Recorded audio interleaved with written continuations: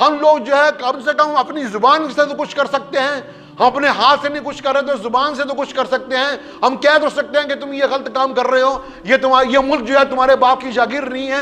ہم نے اس ملک کو آزاد کرانے کے لیے بڑی قربانیاں دی. مجھے یاد ہے کہ میرے تایا کو پکڑ کے، میرے بڑے تایا تھے مولوی خلیل الرحمان، وہ اس لیے ان کو پکڑا کے کہ سبھاش چندر بوس جب یہاں آیا نا لدھیانہ میں، سبھاش چندر بوس، ہم نے اس کو اپنے گھر میں چھپایا. 3 دن تک وہ ہمارے گھر میں رہا. یہاں سے اس کو میرے تایا بڑے اس کو چھوڑ کے آیا افغانستان، وہاں سے وہ جاپان چلا گیا. حکومت کو پتہ لگ گیا کہ مولانا صاحب کے جو بیٹے ہیں مولانا خلیل الرحمان، میرے دادا ان کے رئیس الارار مولانا حبیب الرحمان لدھیانوی ان کا نام تھا، کہ یہ ان کے بیٹے ہیں، انہوں نے ایسا کر کے وہاں تک پہنچایا ان کو.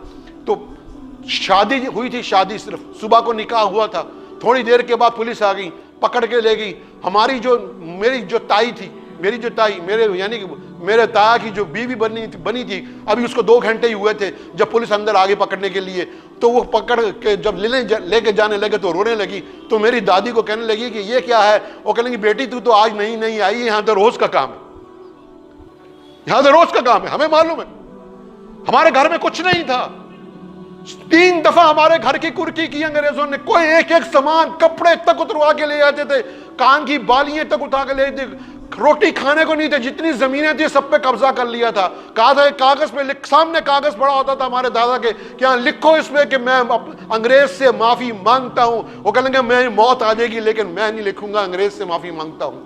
میرے دادا جب دوبارہ جیل سے چھوٹ کے آئے، پھر کیس پڑ گیا، پھر جانے لگے. تو میری دادی نے کہا کہ آپ جا رہے ہیں، گھر کا کیا ہوگا؟ کہا میرے مرنے کے بعد جو تم نے کرنا تھا وہ اب کر لینا، میرے مرنے کے بعد جو تم نے کرنا تھا. مجھے یاد ہے میرے والد صاحب بتایا کرتے تھے کہ ایک آدمی تھا، 1 پاؤ دودھ دیا کرتا تھا، 1 پاؤ دودھ. اس 1 پاؤ دودھ سے 13 آدمی گھر کے چائے پیا کرتے تھے. پہننے کو لیے چپلی نہیں تھی. اس مدرسے میں پڑھتے تھے، مدرسہ انوریہ.